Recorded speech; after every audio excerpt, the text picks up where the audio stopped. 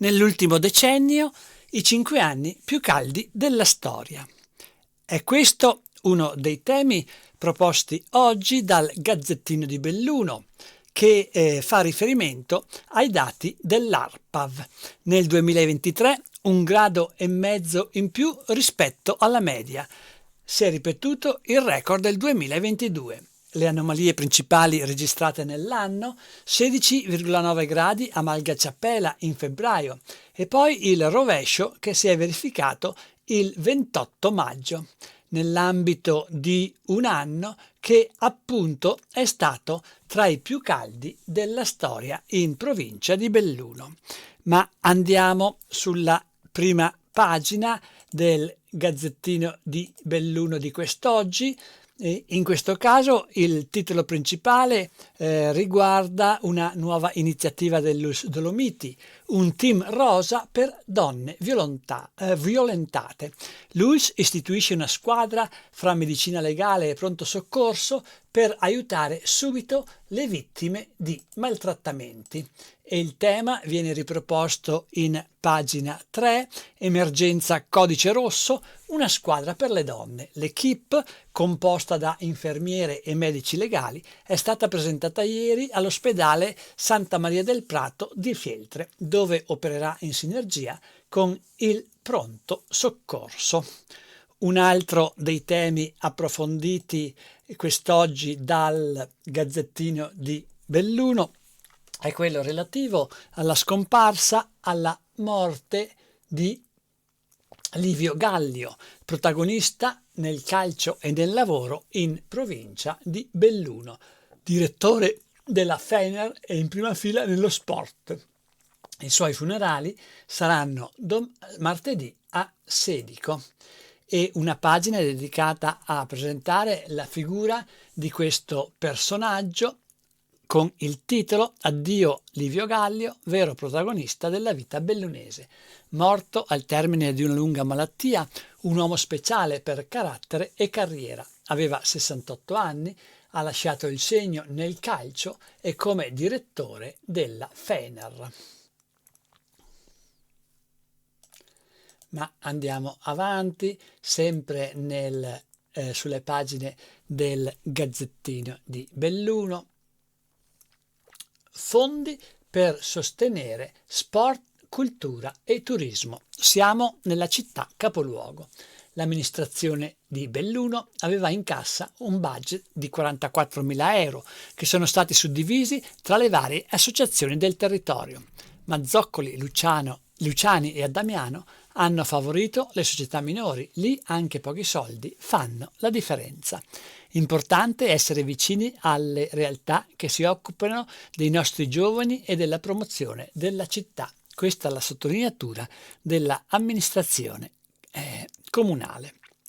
E dal Nevegal, fiaccolata propiziatoria con i maestri di sci. Appuntamento alle 18 con lo spettacolo e un brindisi, con la speranza che arrivi la neve e anche il freddo.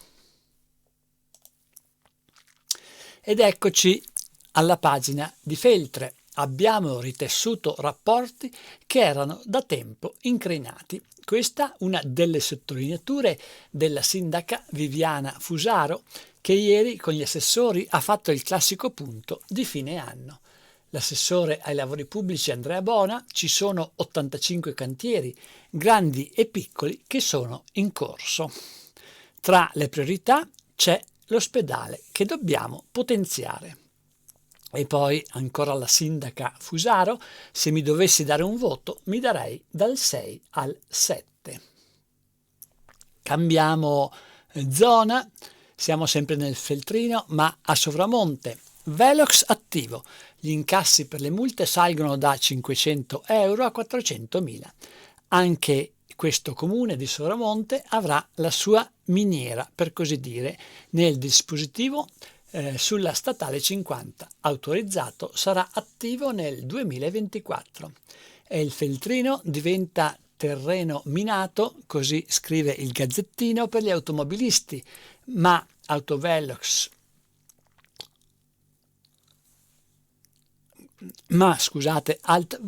vigila. Querelati dai sindaci, andiamo però avanti. L'ultimo dell'anno sugli sci. A Pra del Moro a Feltre, sulla pista che è stata creata, si comincia oggi a sciare. Lamon, paese solidale, un'associazione ogni 100 abitanti, dalla Proloco ai numerosi sodalizi di volontariato fino al Consorzio del Fagiolo e al gruppo FEA. Diciamo certamente una realtà molto importante e da sostenere. Ed eccoci a Taibon, a Gordino, RSA, casa di riposo, 50 licenziamenti sotto l'albero.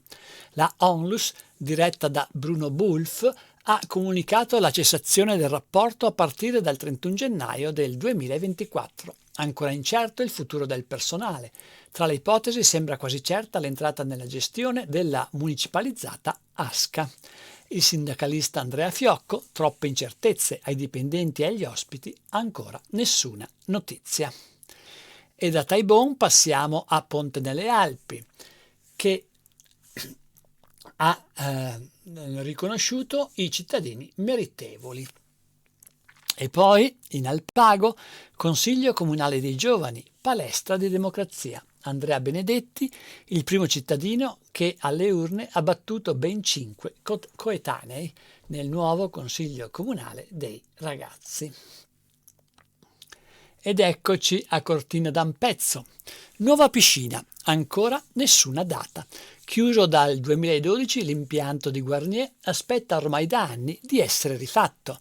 Intanto il conto è salito a 13,3 milioni di euro.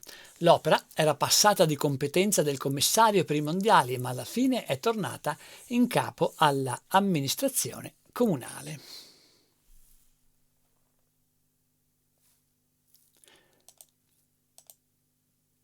E per lo sport, la cronaca della amichevole di calcio che ha visto confrontarsi la Dolomiti Belluno e il Cavarzano e che è finita a favore della Dolomiti Bellunesi per 1-0.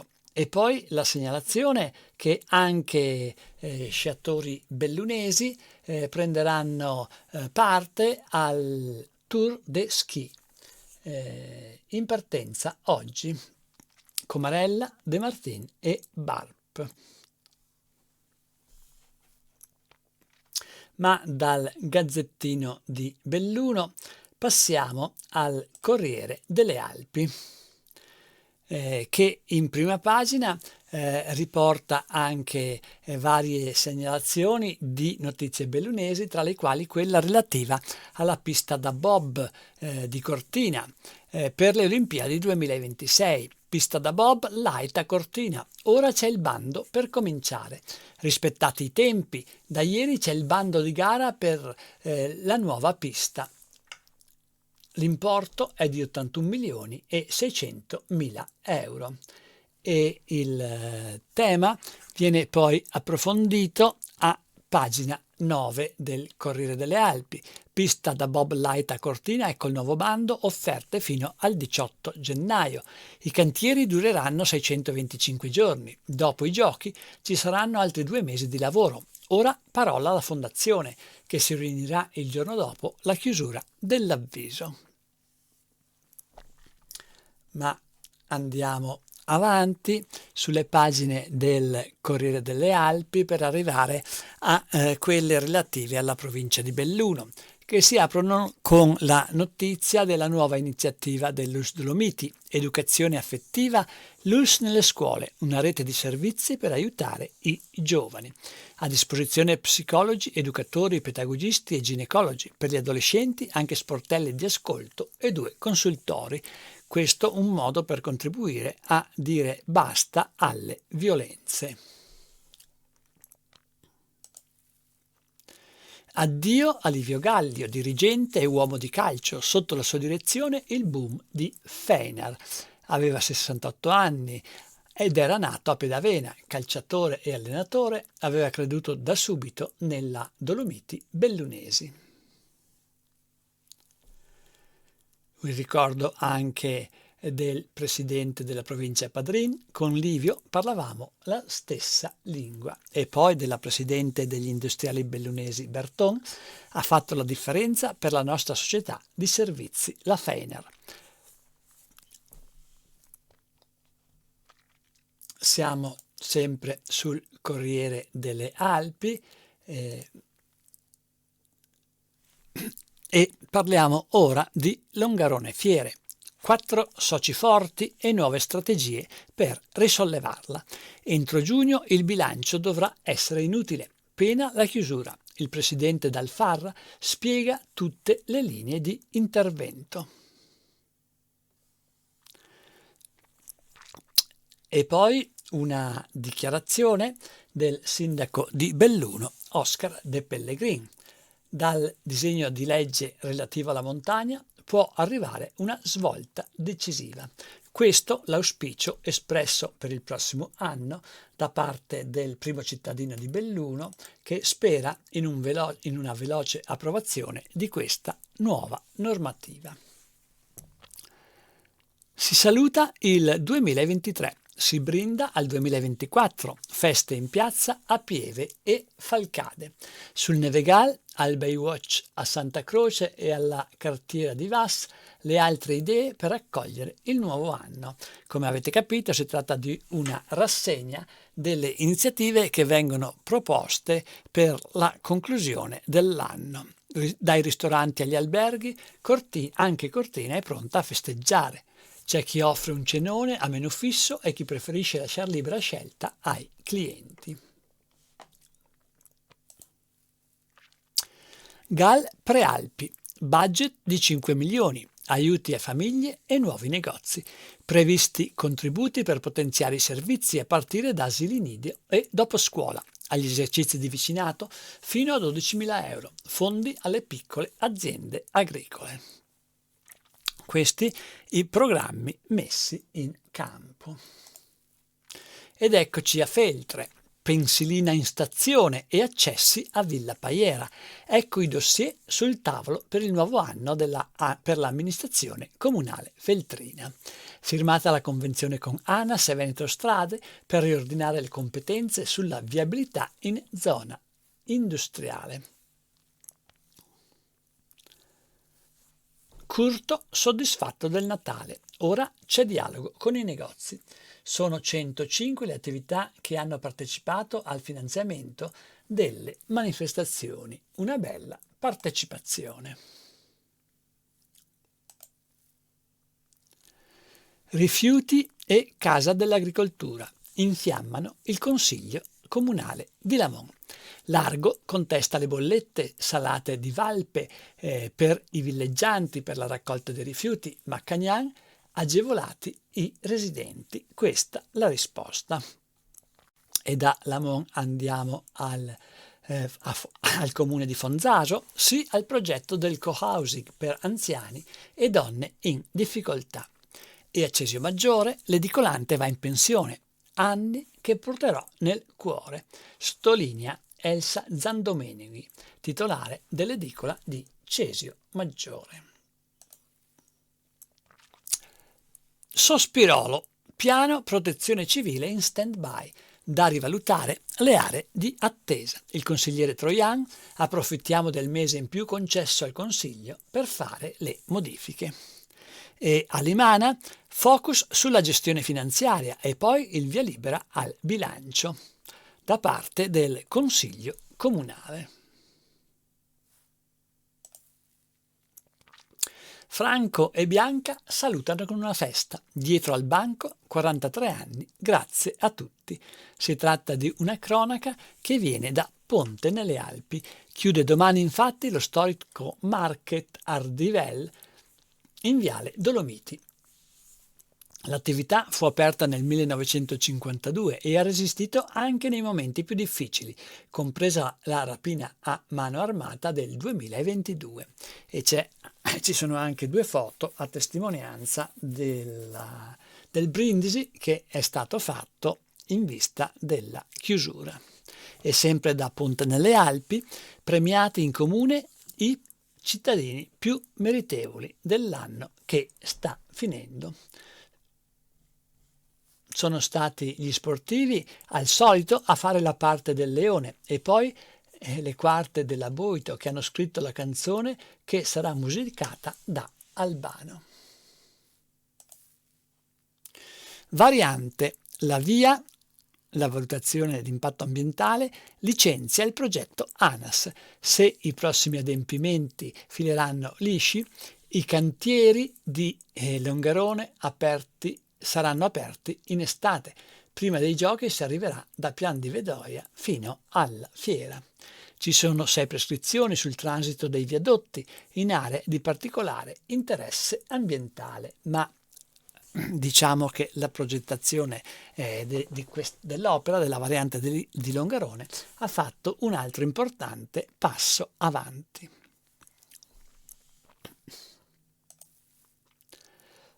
Cortina incassa 35 milioni per opere pubbliche. La piscina di Guarnier è quella più attesa. Aggiornato il DUP e modificato il triennale opere pubbliche del comune. Da RIN faremo anche interventi più vicini ai cittadini. Agibili da oggi, sempre nella zona di Cortina, le piste della ski area di Pocol. Malore dopo l'incontro alla rassegna Una montagna di libri. Grave il professor Parsi. Il politologo ha avvertito un'improvvisa fitta al petto in serata. Trasportato da Cortina all'ospedale di Treviso, è stato operato al cuore. L'intervento è riuscito e il paziente risulta in terapia intensiva. La prognosi è ancora riservato. Si tratta di un professore dell'Università Cattolica di Milano che collabora con molti quotidiani e riviste e che appunto era stato invitato a parlare alla rassegna Una montagna di libri di Cortina. E da Cortina andiamo ad Auronzo, Rifugio Lavaredo, bando di gestione entro gennaio. La vice sindaca Larese Filon, dopo l'addio di Vecellio Tagliarezze, l'interesse già lo riscontriamo, bisogna fare di tutto per arrivare a riaprire nel mese di giugno.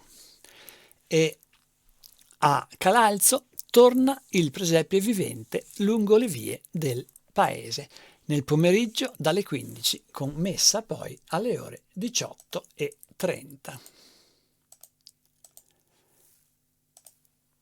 Coppie di campioni e tanti talenti questa sera al Palaghiaccio di Feltre.